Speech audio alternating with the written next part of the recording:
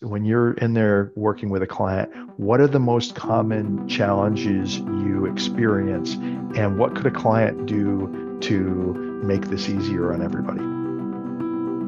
Yeah, I would say that when we talk about challenges, first of all, yeah, to have access to sensitive data because of privacy and security policies. Basically, as a Salesforce engineer from a third-party company, you're required to go to the org to review things and to, yeah, have access.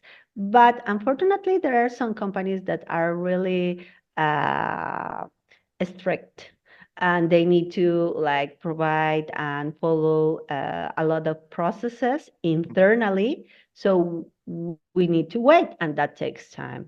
Sure. uh, So it's an audit of sorts, just like an auditor or an accounting firm might come in to review the financials. They're going to need access to systems and access to that data. In the question is how forensic of an audit is it? How deep do they go? But this would be similar. We need to make sure that we're given access and permissions to everything from configuration to code and integrations. Yeah, exactly. For example, my recommendation about this point would be that you as a company, you are ready to give audit permissions to anyone. And you only will provide read access permissions to this and these things.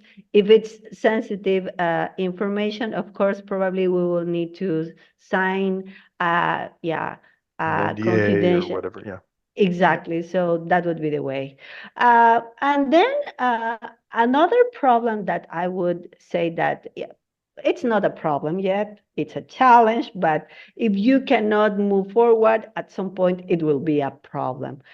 When we have this type of orgs that they have a lot of customizations and a lot of specific things and a lot of apps that were created, and they don't have any documentation and that type of things.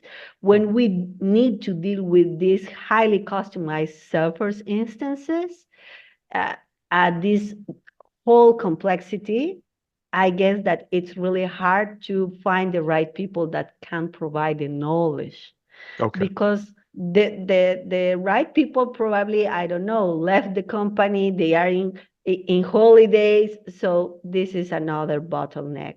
So yeah, I would say that those 2 points are the most Okay, so difficult getting to challenges. subject matter experts or good documentation and then data access. Now, the irony there is, in my experience, there's two kinds of companies. So the ones when you talked about security earlier that have kind of wide open security, and that's really bad. And then there's the ones that have everything locked down, which is really good, but they need to understand that if we're going to come in here and do this, we're going to need permission to do that.